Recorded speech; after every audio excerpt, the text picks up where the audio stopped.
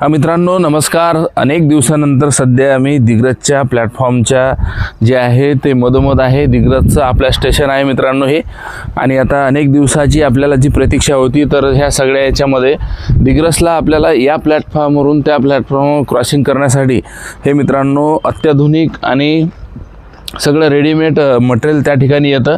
खाली जे आहे त्याचं बेसमेंट मी मागील 1 वर्षापासून तुम्हाला त्या बेसमेंटचे व्हिडिओ दाखवले होते।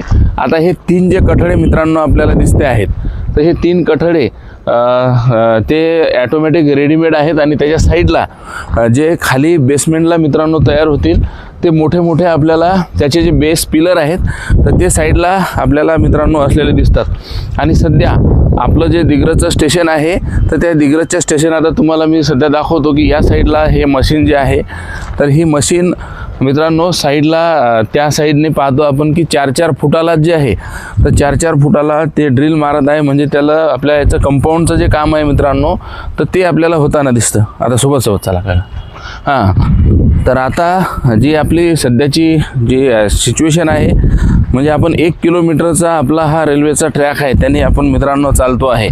तर आता या साईडला जे आहे, तर मधल्या भागाने जे मित्रांनो आहे, तर मधल्या भागात इथे आपल्याला पाण्याची सुविधा, म्हणजे जे ट्रेनमध्ये पाणी वगैरे भरलं जातं, तर त्यासाठी हा मधली जागा असतं।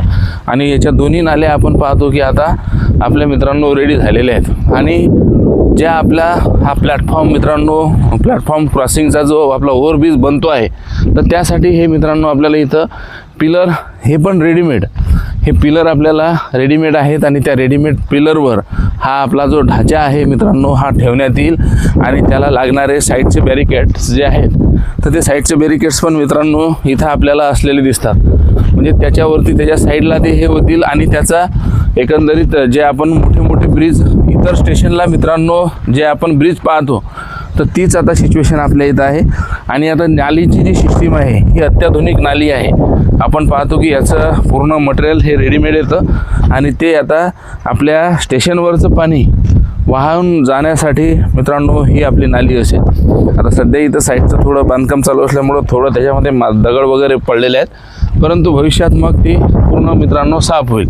आणि आता जे प्रवाशांसाठी आवश्यक असणारं प्रवाशाचं शेड मित्रांनो, ते आपलं दिग्रजचं जे आपलं स्वप्न होतं ते आपल्याला दिसत आहे। आणि या साईडला जिथे हा प्लॅटफॉर्मचा आपला ब्रिज असणार आहे, ती जागा मित्रांनो आता आपल्याला इथं असलेली दिसते।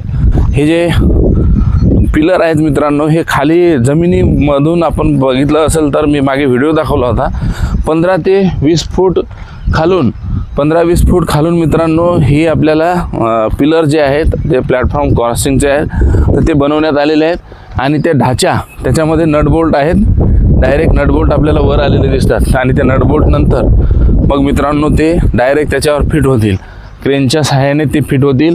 आणि याच्या दोन्ही साईडला ते तयार असलेले आपल्याला दिसतात। आणि इथूनच मित्रांनो आपली पहिलं पाऊल हे ट्रेनमध्ये आपलं पहिलं पाऊल मित्रांनो पडणार आहे। आणि आता याच्या साईडलाच जे आहे, तर आपल्या रेल्वे तिकीट घर वगैरे याच्या बॅक साईडला मित्रांनो ते काम आपल्याला सुरू असलेलं दिसतं। तर ह्या सगळ्या कामाची लगबग आहे, आणि इथे सगळं काम मागील अनेक दिवसापासून तुम्हाला अपडेट आम्ही देत आहे, परंतु आता आज प्रत्यक्षामध्ये इथे येऊन मित्रांनो तुम्हाला अनेक दिवसानंतर 3-4 महिन्यानंतर आज आपण आपल्या प्लॅटफॉर्मचं जे सगळी सिच्युएशन आहे तुम्हाला सांगतो आहे।